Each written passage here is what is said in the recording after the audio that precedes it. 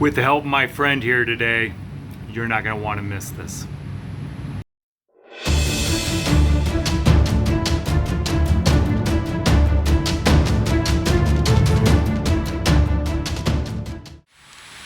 Welcome to another episode. Hey, today I thought I would dive right in and jump right in on a subject that most people are not well aware of. And although you CT techs out there, you know that we do IV injected contrast studies all the time. That's what we do on a daily basis. And you also are well aware that CTA scanning, which is angio scanning of various different types, requires a higher injection of contrast. Well, with CTA scanning, that's no different. But I'm not here to talk to you about all the reasons on why that is today. And why cardiac CT scanning requires even higher injection rates. However, what I'm going to show you today may very well shock you, because I would dare bet less than 1% of all CT techs in the nation have ever even seen this, let alone other hospital staff. Now, what you need to understand is IV injections in the CT suite is the most dangerous place to have IV work in anywhere in the hospital. Now, you're probably wondering, why is it the most dangerous? Well, it's because we start an IV blind, or by feel, as we say. So we're not necessarily always using ultrasound guidance or things like that. So we're starting an IV blindly, meaning we're only doing it by palpation. But then we go to inject at very high flow rates, generally between 2 mLs per second, all the way up to, and I have done as high as 10 mLs per second for very advanced, very large patients in the cardiac scanning realm. What makes it so dangerous is that in our realm, you have a very small IV catheter and you're injecting those kinds of pressures or those kinds of rates, which create high pressures. In the cath lab, they go to much higher injection rates, but they have very long and very large bore catheters inserted, and that's usually done by a physician under fluoroscopy. So they know right where their lines are going to be. They know their lines are in the vein. They know right where they're at. However, in CT, we're starting IVs and we're injecting very high pressures. So show this video to every CT tech you know. Show it to every nurse you know who starts IVs in hospitals, because what I'm about to show you, most of you, I would dare say, have never seen, but it is essential. And this is one of my essential teachings for cardiac CT early on, that if you have to understand what is going on inside a patient's vein when you inject high flow rates.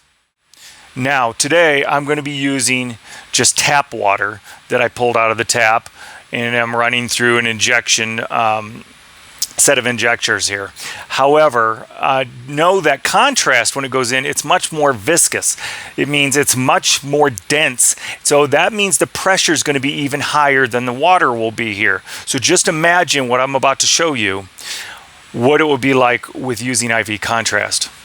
And you need to know this is what's going on inside of a patient's arm. It is very important that you have very good IV skills and you know where your placement is at. This is why when we ask for very good IVs from the floor on inpatients, on just regular CT work, which is, I'm going to show you different flow rates, is why it's so crucial that we have good IVs. So if you're a nurse, take note that when the CT tech says that the IV is good, and when you say an IV is good, we may be talking about two totally different worlds. And so you'll see why. Let's get to it. So now I have my injector set up and ready to go. It's full of just tap water, like I said. And what we're going to do is we're going to run a test. I put on a 22 gauge, which we get a lot of these from the floors in hospitals, a 22 gauge catheter. This one happens to be, I think, 1.25 inches long. Can't quite tell. I should have read the package anyway. Disposed of the needle, got rid of everything. And what we're going to do is we're going to stand back about 12 feet from that trash can. So that trash can, from me to that trash can, or the camera to the trash can, is about 12 feet. Maybe closer to 13. We're going to run this at 2 mLs per second. So that's 2 cc's a second. We're only going to run 30 cc's total, just so you can see it. It'll be a little hard to see because this is water and I didn't colorize it or anything like that. Try to keep the mess down. And but I think you're going to get the idea. Then we're going to up it from there. And I want you to see what it's like to inject 30 cc's of just water. Now keep in mind, contrast is of a higher viscosity, therefore it's going to have a higher pressure and it's going to come out even more restricted. I don't want to give it all away. Let's take a look. Let's see what happens with 2 mLs a second for a total of 30 mLs. Here we go. You see the needle? Yeah? Here we go.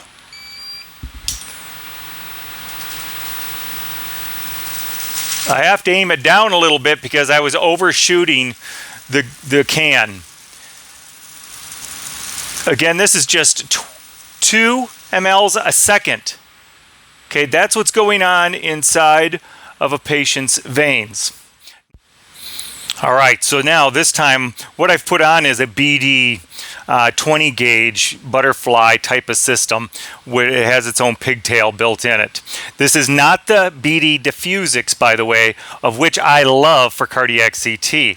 Now, even though I said this was vendor neutral, when I mean vendor neutral on my channel here, I mean I'm not going to talk about the different types of scanners and all the different brands that are out there. That's not for what I'm trying to do. I'm trying to again show you the basics of cardiac CT and why this is so important. So here's what we're going to do. We're going to now use a 20 gauge, so a larger bore. Now I'm going to tell you, in most hospitals, excuse me for that, most hospitals, they want us now to do PE scanning and general angio scanning with 20 gauge single lumen catheters. I'm about to show you with water. Again, keep in mind this is only water, so the viscosity is much lower than it is with contrast, and I'm going to go to 4 cc's a second. I do most of my PE work at least at 5. So again, of course, depends on the scanner.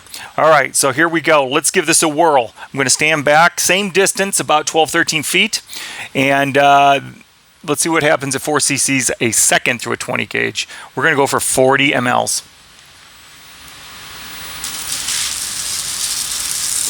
I don't know if you can see that, but that's coming out at a near straight line and barely curving right before it even gets to the trash can. That 40 mLs went a lot faster too, double the speed, because we went from 2 mLs in the first injection to 4 on this one. That is what is going on inside of a patient's arm. Now imagine doing a cardiac CT, or you're using higher thresholds yet, like 6 mLs per second. So whenever you get an IV from the floor and you hear that someone says that the IV is good, yet you can only drip in a few cc's, that's not good in CT. What's good in CT is when I can inject 5 to 6 cc's a second up to 100 mLs if needed of contrast. That's what makes a good IV. This is why in CT it's so dangerous, and for cardiac CT it's even more important because you're going to be injected at higher and faster rates. So get trained up on your IV work. Go check out and research different IVs. We'll talk more about that in a future video. And yeah, know what's going on inside a patient's vein, because this is what we're doing. See you later.